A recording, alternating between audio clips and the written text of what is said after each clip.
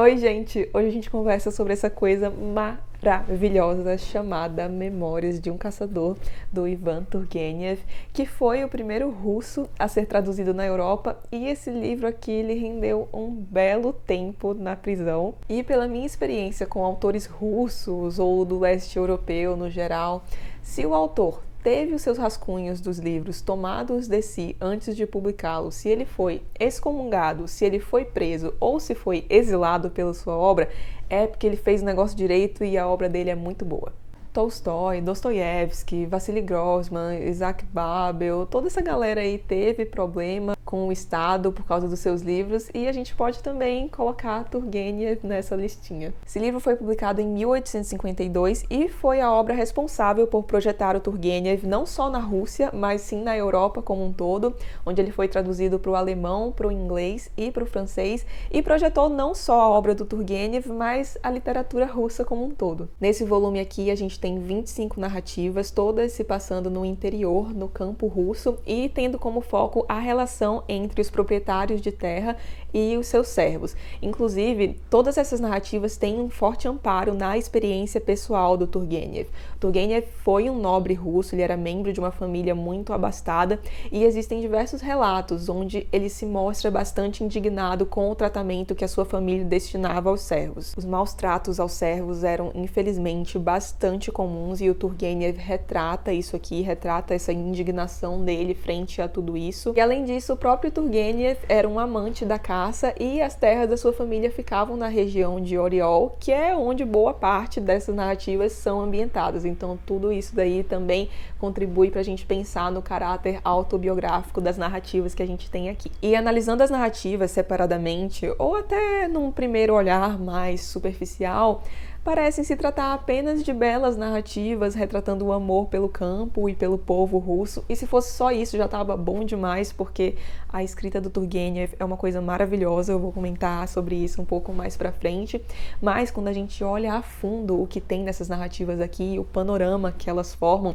a gente vê, na verdade, várias críticas vorazes à dinastia Romanov. Turgenev mostra aqui o quão oprimidos eram os camponeses, retrata os proprietários de terra como pessoas extremamente cruéis e mesquinhas.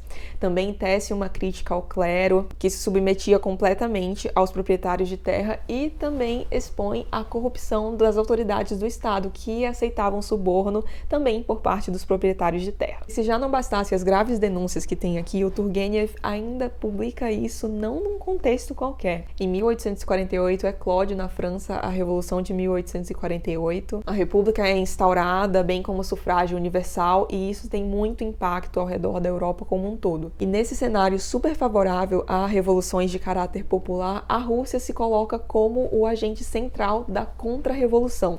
Então a censura fica cada vez mais forte, o Estado mais autoritário. E é nesse meio que o Turgenev tenta publicar isso aqui. E ele só consegue publicar esse livro porque ele conhecia um dos censores, e aí ele pede ali meio na amizade para esse censor dar uma aliviada quando ele for avaliar o livro dele, e aí o censor, acho que leva em consideração essa amizade, mas também não vê nada demais no livro, emite um documento dizendo que não haveria nada demais nisso aqui.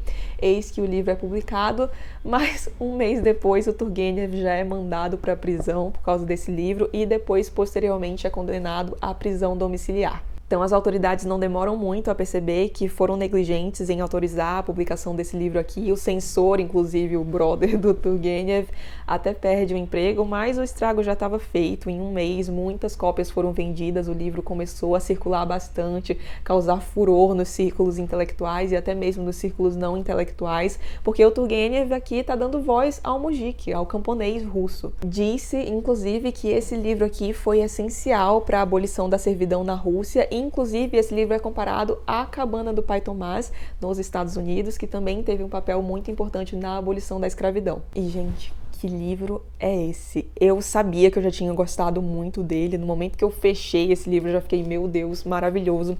Mas eu tava escrevendo um roteirinho aqui pro vídeo, levantando uns pontos que eu não podia deixar de comentar com vocês. Eu escrevi também a resenha pro meu Instagram. Pra quem não sabe, eu tenho um Instagram literário, vou deixar o link aqui no box de informações, e lá vocês encontram as resenhas escritas dos vídeos que eu faço aqui. Mas então, escrevendo a resenha e fazendo o roteiro, eu percebi que eu gostei ainda mais desse livro do que eu tinha imaginado. A capacidade dos russos de transportar o leitor para a cena que eles estão retratando sempre foi algo que me impressionou muito na literatura russa. Mas o que o Turgenev faz aqui é algo sem precedentes. Ele transporta o leitor para o meio do campo russo de um jeito de verdade. Tem uma narrativa aqui específica chamada O Encontro, tá até marcada aqui. Inclusive as minhas marcações que eu fiz foi praticamente tudo a descrição de natureza, porque ele descrevendo a natureza é a coisa mais linda.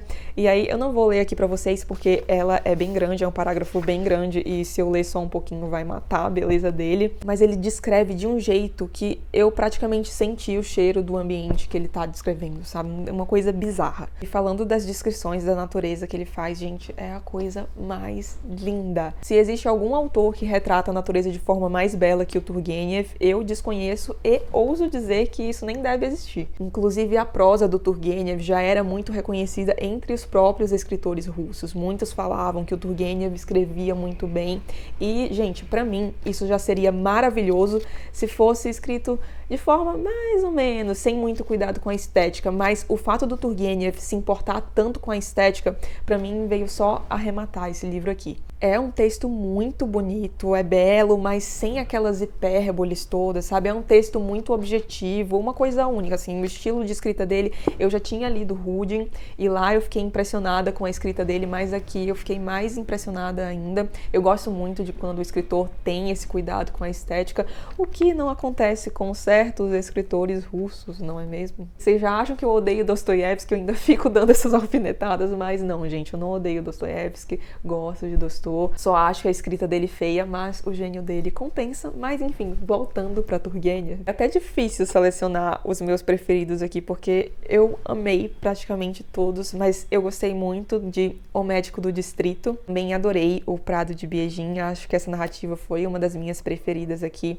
Eu acho muito bonito o jeito como o Turgenev consegue passar o que o camponês está sentindo, porque me parece que ele está interessado no camponês como pessoa mesmo, e não para servir uma ideologia, como eu já vi algumas vezes. Dá pra sentir esse amor pelo povo russo, as descrições da natureza aqui tão incríveis pra variar. E nesse conto a gente tem um caçador que se perde e ele acaba ficando um tempo com alguns camponeses russos e aí dá pra perceber bem como eram as coisas lá. São vários meninos diferentes, alguns vindo de condições sociais mais favoráveis, outros nem tanto. E aí o caçador fica lá apenas ouvindo aqueles meninos e retratando isso pro leitor, e aí o leitor consegue ter uma ideia de como eram as coisas no campo russo sem ter a interferência da visão do caçador. Bem amei Biriu, que tem outra chamada Dois Latifundiários, que eu acho que é uma das mais importantes porque ele faz meio que uma análise de dois tipos de proprietários de terra despóticos. O Encontro, que foi essa narrativa que praticamente me transportou para o meio do campo russo. Hamlet, do distrito de Chigri. Gente, essa narrativa, nossa, meu Deus do céu. Aqui ele faz uma análise muito legal do problema do homem supérfluo. E aí eu fiquei até curiosa para ler um outro livro dele chamado Diário do Homem Supérfluo, porque eu me perguntei se a origem dele não estaria aqui. Vou comprar em breve e aí a gente conversa sobre ele por aqui para descobrir. A Floresta e a Estepe, que é o último conto. Ai, gente, que saudade desse livro, não terminei faz muito tempo, mas já releria facilmente. Nunca cacei na minha vida, nunca fui pro campo russo, mas senti como se tivesse feito tudo isso após ler esse livro maravilhoso aqui. Eu tava morrendo de saudade dos russos. Infelizmente, eu li praticamente tudo que eu tenho aqui de literatura russa antes de criar o canal, mas eu pretendo reler algumas coisas pra falar aqui com vocês. E também porque os russinhos merecem ser relidos, e aí aos poucos vou colocando os vídeos aqui no canal. Mas depois do Turgenev, eu já li outro conjunto de contos russos e agora tô pra ler mais um. Então, ainda esse ano, acho que pelo menos mais uns 2 vídeos de coletâneas de contos russos a gente tem por aqui. Leiam Turgenev, vale muito a pena. Eu acho que no trio Dostoiévski, Tolstói e Turgenev, o Turgenev é o menos conhecido. Inclusive, muitos críticos falam que a infelicidade de Turgenev reside em ser contemporâneo a Tolstói e Dostoiévski.